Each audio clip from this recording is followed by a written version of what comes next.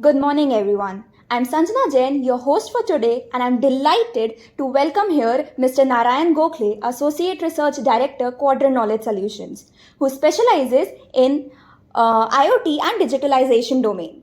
He is an esteemed speaker, and we are excited to delve into our today's conversation, which will be on IoT trends, part 1. Thank you, Sanjana. Thanks for having me.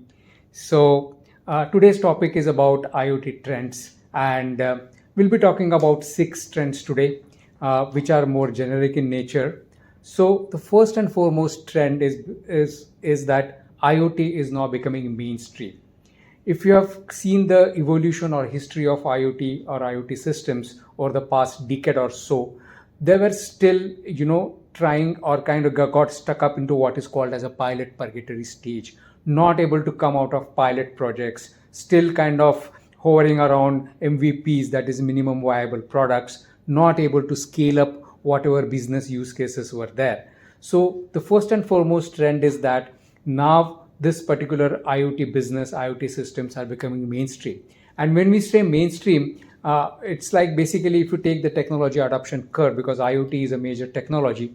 So if you talk about the early market and the late market or the main market, so the mainstream market, then basically it was the innovators and the early adopters who had earlier adopted the IoT trends and IoT systems. But now what we are seeing is the early majority and the late majority are also catching up onto this particular trend, and so as we call it, like it's the market has crossed the chasm. So therefore it's becoming mainstream. And when we say mainstream, that means first and foremost the ROI are much more easy to predict. It are becoming much more attractive. The business use cases are becoming much more attractive as well.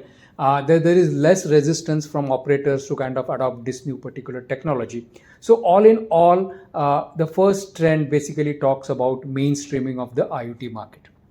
Okay.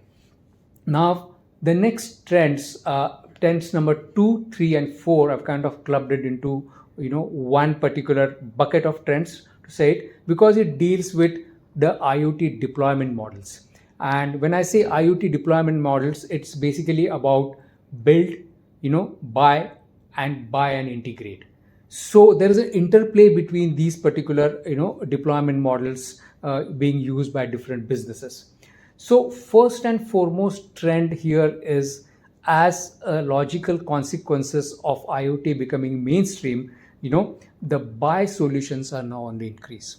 Okay, because once any technology is becoming mainstream, then there are more offerings in the market which are ready to use, or vendors are able to sell it as a ready-made solution. So there is an increasing trend of buy solutions onto the market. Then that doesn't mean that the other two solutions don't exist. They will continue to coexist. As I just mentioned, there is going to be an interplay between these 3 deployment models. Then the next, of course, is the build model. And build is again something where organizations would build the entire IoT stack, the hardware, the technology stack, the software, right from the scratch, end to end, take the ownership of the entire building of the IoT platform. And while doing so, they will of course partner with various companies. And then the third one is buy and integrate. That's also another form which was used earlier, but that is again as a logical sequence of buy kind of mode being prominent now. Buy and integrate, where you just have one form of ready-made platform there and integrate the solutions or the solution accelerators that are required. So having said this, so who are the ones who are actually buying these solutions? So Microsoft and various other large companies have kind of done also a survey. And so pharmaceuticals, medical devices, that's one particular sector which is actually kind of using more buy solutions. Then buy and integrate is something which is again used by electronics and machinery to a larger extent. And build, as you can imagine, build is something which involves a lot of investment and time, is generally preferred by large companies, and large companies again in building sector, in automotive sector and retail. So trends 2, 3 and 4 then talk about, as I told you, about the various interplays of buy and integrate and build. Then that kind of brings us to the fifth particular trend. And the fifth trend is that this IoT ecosystem.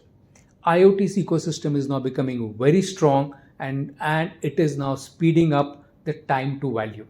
Now, time to value has got various aspects, because in this particular market, you got legacy companies who have been in this market for last 100 years, and on the other spectrum, you got companies who are startups. And then there are very specialized or niche companies. So all these companies have to coexist, and each one will have some area of specialty that the other company can use.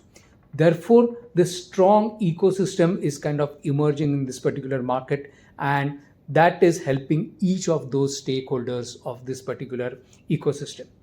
Now, some of the characteristics of this particular ecosystem, what it is kind of throwing up is one is what is called as out-of-the-box solution components, or out-of-the-box solution accelerators, OOTB as they are called as. So many companies are building just this solution accelerators of out-of-the-box solutions, which other companies can just integrate and then offer as a solution. So that is something which is being done mainly by what is called as application enablement companies or application enablement platforms. So they are doing it.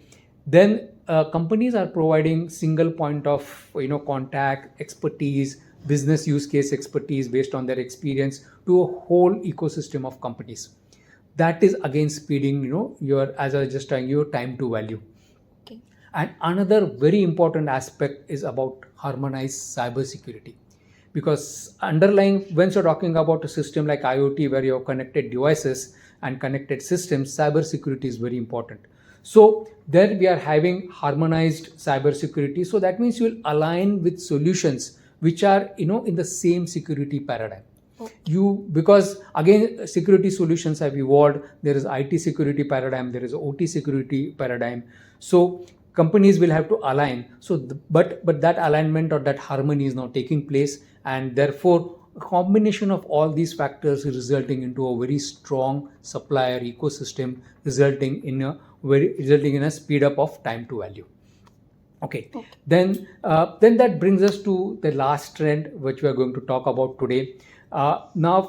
Which we see is that once you have a mainstreaming of IoT done, then that one of the important parameters then becomes is then the budget availability is much easier. Secondly, but at the same time, it is throwing up newer challenges, like there are knowledge gaps and there are skill gaps. Now, that is something of a challenge now that is being thrown up because of this, because cybersecurity skills are totally new for the OT or the operations technology people, unlike the IT people.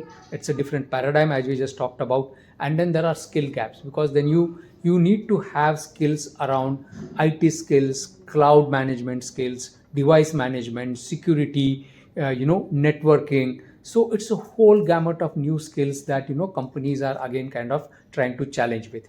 So this basically summarizes the main IoT trends we're talking about, which are generic in nature. We'll follow this up with another part of the trends which will be more specific. And when you're talking about IoT, obviously what comes to your mind is of course connectivity, device management, data management, cybersecurity, and analytics and AI. So and of course sustainability. So next part will kind of delve more details about the trends which are specific to these particular aspects. Thank you. So this was the part 1 of IoT trends. Thank you everyone. Thank you for presenting the information so clearly for us to understand. Stay tuned for the next episode where we'll talk about more specific IoT trends, and we appreciate everyone tuning in. Thank you. Thank you.